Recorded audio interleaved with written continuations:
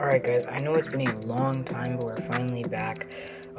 Just want to try a new series. If we can hit 15 likes, I'll drop the next episode. It's an Without evil world further we live ado, in. let's get into it. First up, we have the last place in the NFC South, Atlanta Falcons. To start, the Falcons' O-line struggled a lot. They struggled to protect Matt Ryan, as you can see here, and Todd Gurley was basically a non-factor at all. What? He had minimum carries and basically lost them man? games at some point in the season as well.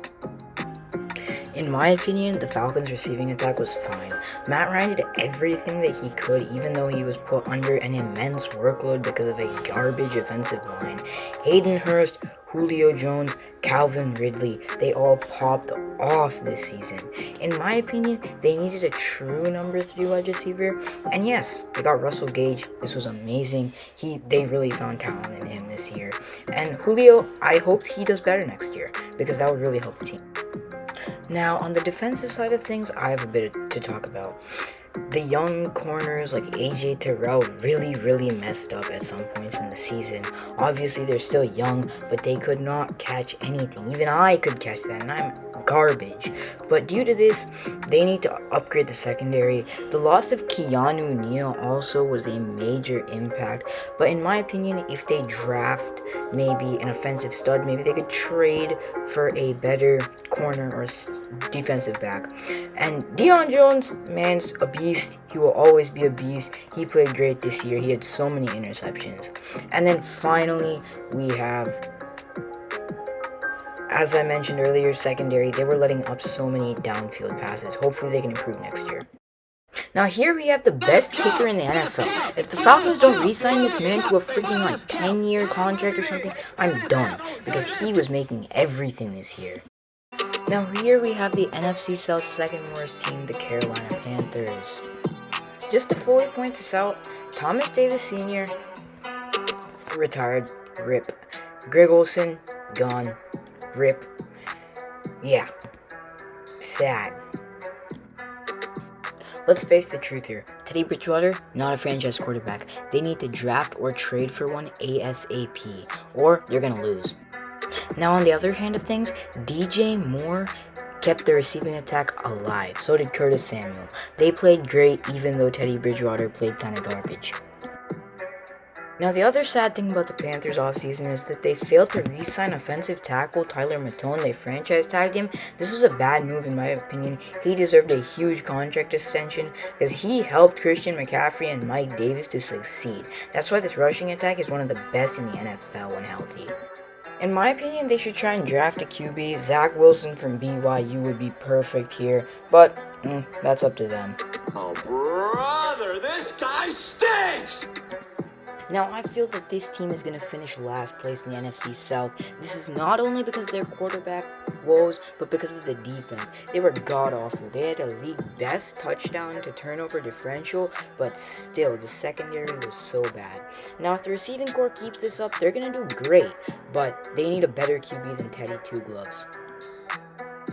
Now we have the New Orleans Saints. They're so bad they need like a 50-year-old quarterback to carry them to playoff wins, bro. What are they even doing, bro? Who are you, bro? What? Wait a minute. At this point, the Saints are put in a very tough situation, as they have two pretty young and great QBs to pick from. I felt that the passing attack was much better with Jameis Winston at the helm, and they should just continue using Taysom Hill as just a placeholder. But Emmanuel Sanders leaving the Saints will be a huge blow because Slant Man can't hold it down in New Orleans. But I will say Alvin Kamara is kind of nice. Man was saucy with it as he put up thousands of yards receiving and rushing.